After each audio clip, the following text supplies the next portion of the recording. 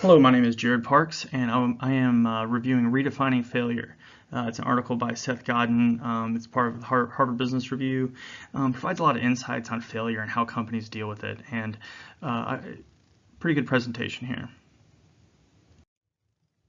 Uh, in order to be successful, you have to experience failure and learn from it. I think one of the big things from this article is you have to kind of look yourselves in the mirror as an organization and really figure out, what works, what doesn't work, and what you're going to do to take the next steps to improve. One of the key things is reorganization. Really look at your organization, figure out where your talent is. Is it in the right areas? What's the focus? What's the drive to make your company stronger? I look at when CEOs come in and how they shuffle the organization. Another challenge that a lot of companies have in redefining failure is the layers of management. Sometimes in this little picture here, you got to understand you just need to cut out the fat, trim the fat, get to the point, and really understand what the goals of your organization are, get the key people there, streamline the organization so you can get things done.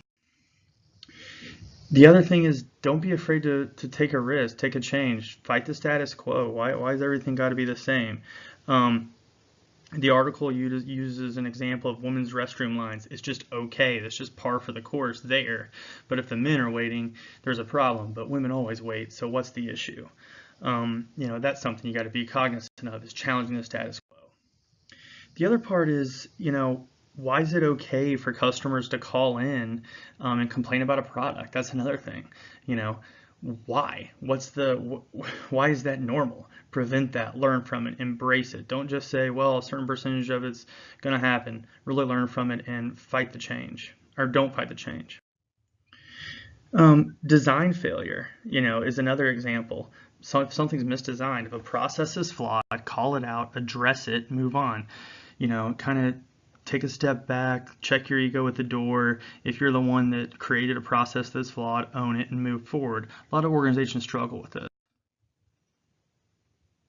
Failure for opportunity. One is it a missed opportunity?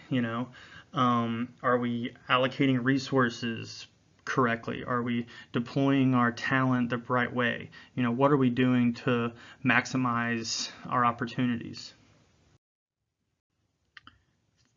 You have to trust people. If you take shortcuts to get short-term profits, that's not going to get it done. You want to create a culture of trust. You want your customers to trust you, your employees to trust you, do the right thing for the long-term goal, long-term growth. The article references this, and I think it's a great call out. You have to have a will to change. There will always be resistance. If there is no resistance, there will be no change. Do not abandon change just because people are resisting it.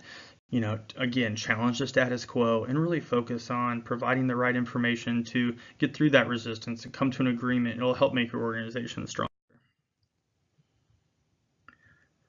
Priorities are key. You have to prioritize correctly. If you're not prioritizing correctly, you have to be willing to make the changes to reprioritize. What are the right tasks? What resources do you need in order to hit those tasks, or better align your organization for success?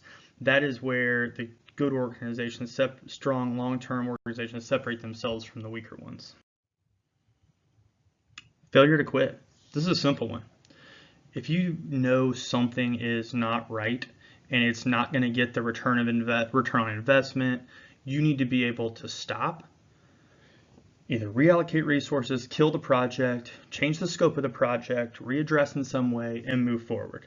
That's the definition of a good organization. What's the definition of insanity? Doing the same thing over and over again, expecting a different result. You have to be able to stop and change your path. Respect. You have to treat your employees and customers with respect. Give respect to get it. Your brand is everything. There's too much competition in today's marketplace to not work and operate with a certain level of respect internally and externally. Failure to see when you are failing. Success is an iceberg. People see, kind of the outside, but what really happens is behind the scenes. And this is a great picture that kind of shows this: risks, focus, goals, persistence, failure, massive action, sacrifice, habits, and hard work. You got to be able to see when you're failing, and if you're not failing, then you're going backwards. And you got to fail a little to get ahead in this world. It's the nature of the beast.